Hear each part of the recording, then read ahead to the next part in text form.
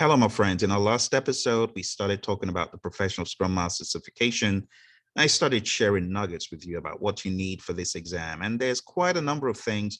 We've talked about empiricism, but today we're going to talk about Scrum values. What are Scrum values? For Scrum to blossom in companies, it is important that the culture of the firm should be congruent with not only agile values, agile manifesto values and principles, but also the very specifics of Scrum. If Scrum is going to survive, the company trying to practice it should be aware of these values. So these values are focus, respect, openness, commitment, and courage. That's focus, respect, openness, commitment, and courage.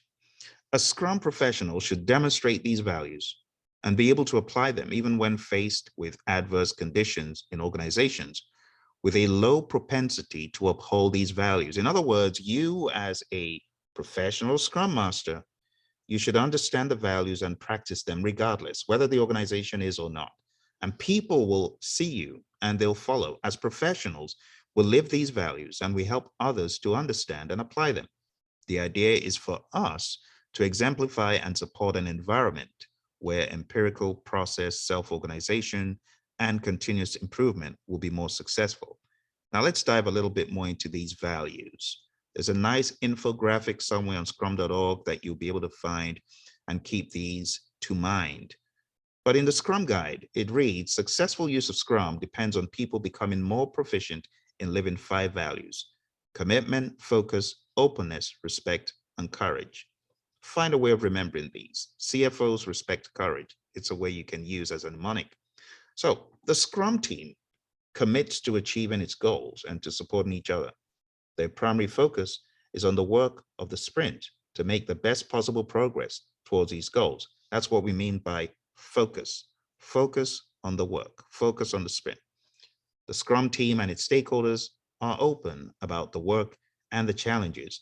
When we talk about Scrum and its sprints, we discourage change within the sprint. That is not to say change may not happen, but it has to be essential change approved by the product owner. Scrum team members respect each other, talking about respect. They respect each other to be capable. They respect that each person will do their own piece. And they are respected as such by the people with whom they work. Team members respect team members. The Scrum team members also have the courage to do the right thing, to work on tough problems. They have the courage to pick that user story that seems challenging. They have the courage to work on what is pressing and what is most important for now, the tough problems. These values give direction to the Scrum team with regard to their work, actions, and behavior. The decisions that are made, the steps that are taken, and the way Scrum is used should reinforce these values, not diminish or undermine them.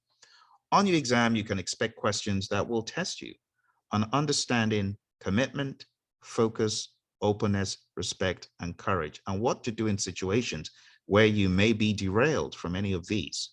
The Scrum team members learn and explore the values as they work with the Scrum events and artifacts. When these values are embodied by the Scrum team and the people they work with, the empirical Scrum pillars of transparency, inspection, and adaptation come to life, building trust. So again, that mnemonic: CFOs respect courage, commitment, commitment to the goals at hand, commitment to what the team is meant to be working on, focus on the work for the sprint, being open and transparent within a safe environment, respect for each other, and courage to tell the truth, to take on the tough stuff, and to embody the entire array of Scrum values, and of course, agile principles.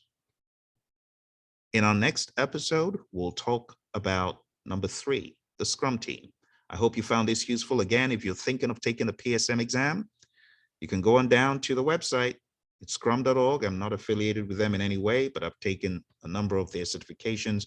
And for those of you who are certified in something else, perhaps I trained you and coached you for the CAPM or the PMP, and you're really thinking about getting into Scrum more, I keep telling you, stay plugged into the source. That is Ken and Jeff. Listen to them, watch them on YouTube, get the real data, the real facts from where it originated. Why would you waste time going to other places first? I'm not saying you can't learn from other sources, but my recommendation is for you to be plugged into the source. Get the real data, get the real information from the people, the co-creators of the movement. All right. So again, scrum.org. I'll speak to you next time. Take care.